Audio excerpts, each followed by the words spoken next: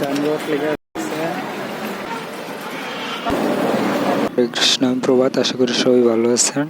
তো আমি আছি এখন জয়দেবপুর রেলগেট। তো রেলগেট থেকে যাওয়ার সময় দেখলাম যে রাস্তায় অনেক জ্যাম। তো বর্তমানে এমন পরিস্থিতি, মানুষের চাইতে গাড়ির সংখ্যা আর কি অনেক বেশি। তো এখানে প্রতিদিন এই টাইমে জ্যাম লেগে থাকে। আর বর্তমানে রাজবাড়ী মাঠের অবস্থা হচ্ছে পার্কিং এরিয়ার মতো, মানে সব গাড়ি এখানে পার্কিং এ রাখা আছে। আগে কিন্তু এমন পরিস্থিতি ছিল না। তো এই হচ্ছে অবস্থা। তো তারপর চলে আসলাম রাজবাড়ির ডালে। এখানে হচ্ছে কম্পিউটারের দোকান, সব পাখির কারণে ফটোকপি করা হয়। মানে যখন কম্পিউটারের যখন যাবতীয় আবেদন করা হয় যে কোনো কলেজ বিশ্ববিদ্যালয়ে, ফটোকপি তাছাড়া আরও অনেক কিছুই করা হয় কম্পিউটারের যাবতীয় কাজ। তারপর হচ্ছে এখানে আবার কিছু ফুলের দোকানও আছে।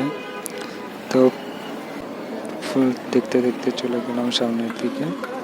তারপর আসার পরে দেখলাম যে এখানে আবার তার একটু সামনে দেখলাম আরেকটা ফুলের দোকান।